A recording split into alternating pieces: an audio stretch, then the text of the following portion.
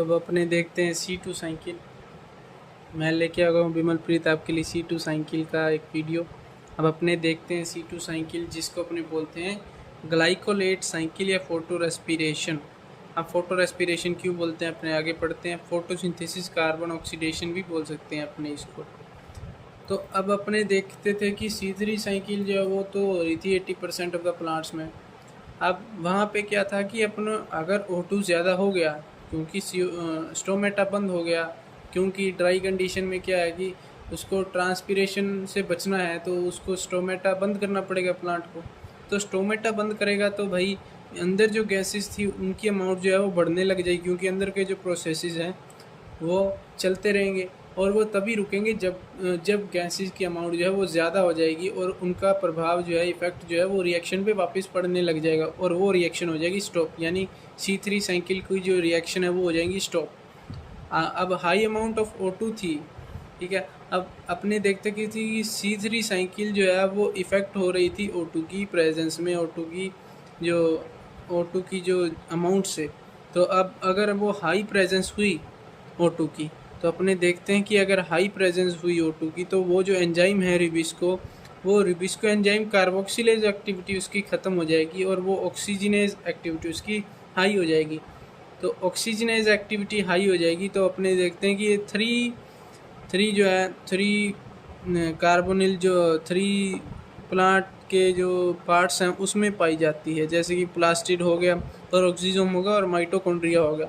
अगर अपने देखें तो माइटोकॉन्ड्रिया, प्लास्टिड और पेरोक्सिसोम तीनों में ही O2 की अमाउंट ज़्यादा होती है, ठीक है। एनारोबिक नहीं है ये, तो साइटोप्लाज्म में नहीं हो रही सेल के, जहाँ पे CO2 ज़्यादा होती है O2 कम होती है। एनारोबिक नहीं है तो एरोबिक है ना, ये O2 की प्रेजेंस हाई है तो तीनों प्लास्टिड में भी हाई है, पेरोक्सिसोम में भी हाई है, माइटोकॉन्ड्रिया में भी हाई है। तो ये जाहिर सी बात है ये तोड़ेगा उसको।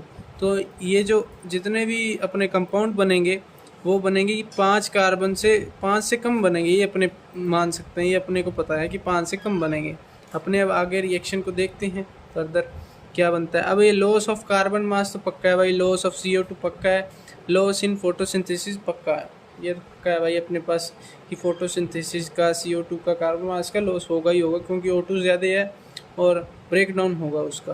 तो अपने देखते हैं RUBP, जैसे 5 कार्बन था और 1 कार्बन आया था अपने पास, वही है कि वो PG में कन्वर्ट हो गया फॉस्फोग्लाइकोलेट में O2 की हाई प्रेजेंस में। तो एक तो अपने पास फॉस्फोग्लाइकोलेट बन गया और एक बन गया अपने पास PGA।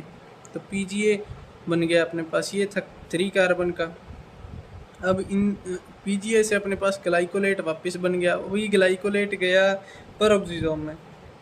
पेरोक्सिसोम में गया तो उसने क्या किया कि पेरोक्सिसोम का भी इफेक्ट आया। पेरोक्सिसोम ने भाई क्या किया, उसको हाइड्रोक्सी ग्लाइकोलेट बना दिया। हाइड्रोक्सी ग्लाइकोलेट ऑक्सीजन और OH जोड़ दिया, हाइड्रोक्सी ग्लाइकोलेट बना दिया और H2O2 जो है वो बाहर निकल गया, ठीक है। अब ये हाइड्रोक्सी ग्लाइकोलेट है वो H2O2 की वापस प्रेजेंस में ग्लाइसिन बना दिया। अब ग्लाइसिन जो है वो ट्रैवल करता है माइटोकॉन्ड्रिया में ट्रैवल करने के बाद ग्लाइसिन जो है उसने NH3 ग्रुप निकाल दिया और CO2 ग्रुप निकाल दिया। मान लीजिए 4 कार्बन का हो गया या 5 कार्बन का हो गया, तो उसमें से ये 3 और 4 कार्बन का रह गया सीरीन जो है अपने पास कंपाउंड। सीरीन जो कंपाउंड है अब वापस से ट्रैवल करता है पेरोक्सिसोम में ट्रैवल करके ये बनता है ग्लिसरेट, और ग्लिसरेट जो आखिर में अपने पास वापस जो चेंज हो जाता है वो हो जाता है PGA में, जो कि अपने पास बने थे यहाँ पे बने थे अपने पास। अगर देखें अपने तो PGA वापस से यहाँ पे कन्वर्ट हो जाएगा। अगर एक्स्ट्रा PGA अब ये वापस से ऐसे ही चलते रहेंगे। PGA वापस से ग्लाइकोलेट में कन्वर्ट हो गया, हाइड्रोक्सी ग्लाइकोलेट में, ग्लाइसिन में, सीरीन में और ग्लिसरेट और वापस से PGA में।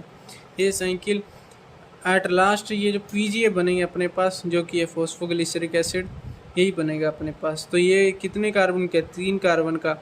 और अपने पास जो पहले स्टार्ट में था वो था RUBP, वो था 5 कार्बन का। अब ये O2 की ब्रेकडाउन की वजह से O2 ने जो हाई प्रेजेंस में ब्रेकडाउन हो गया तो वो 5 से 3 कार्बन का रह गया, ठीक है। अब अपने देखते हैं कि कैम फोटोसिंथेसिस क्रोशिलेशन एसिड मेटाबॉलिज्म जिसको अपने बोलते हैं। अब ज़्यादातर जो थे वो थे C3 प्लांट्स, अब एक्सट्रीम कंडीशन हुई तो ड्राई कंडीशन आई ज़्यादा, जैसे कि उसमें हेल्पफुल है ये।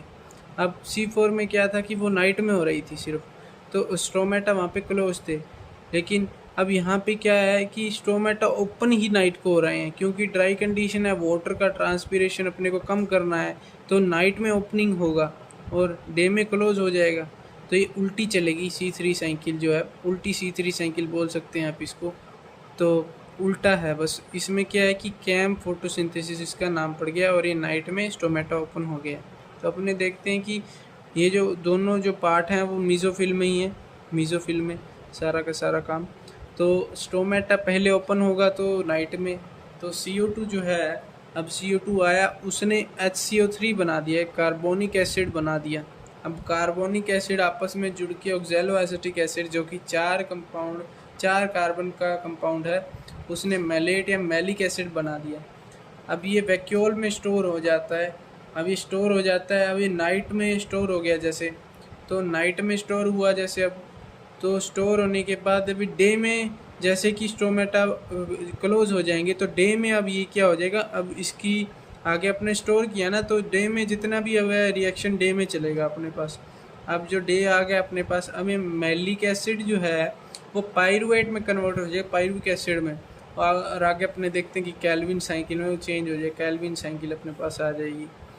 कैल्विन साइकिल अपन पीछे पढ़ के आए थे ना, C4 में थी कैल्विन साइकिल, तो RUPPPGA वगैरह वही थी कैल्विन साइकिल। तो ये अपने देखते हैं कि एलोवेरा में है, मोस्टली उन पर ही होगी जो एक्सट्रीम कंडीशन में होंगे, जैसे सक्यूलेंट है, ऑर्किड्स है, पाइनएप्पल है, क्योंकि उन पे अब देखेंगे आप कि ऊपर कांटे से होंगे, क्योंकि उनकी स्टोमेटा जो है उनकी स्ट्रक्चर, आउटर स्ट्रक्चर ऐसी हो जाती है कि ट्रांसपीरेशन जो है वो कम से कम हो पाए, इसलिए तो वो हार्ड हो जाते हैं ना, तो ट्रांसपीरेशन कम हो जाती है बाहर से, तो ये बचाती है सनलाइट एक्स्ट्रा डिहाइड्रेशन होने से उनको। तो कंजर्व वाटर लॉस होगा भाई, मेंटेन PS होगा, आपको पता मेंटेन फोटोसिंथेसिस होगा इससे। तो कैम फोटोसिंथेसिस भी एक अल्टरनेट मेथड C3 साइकिल का।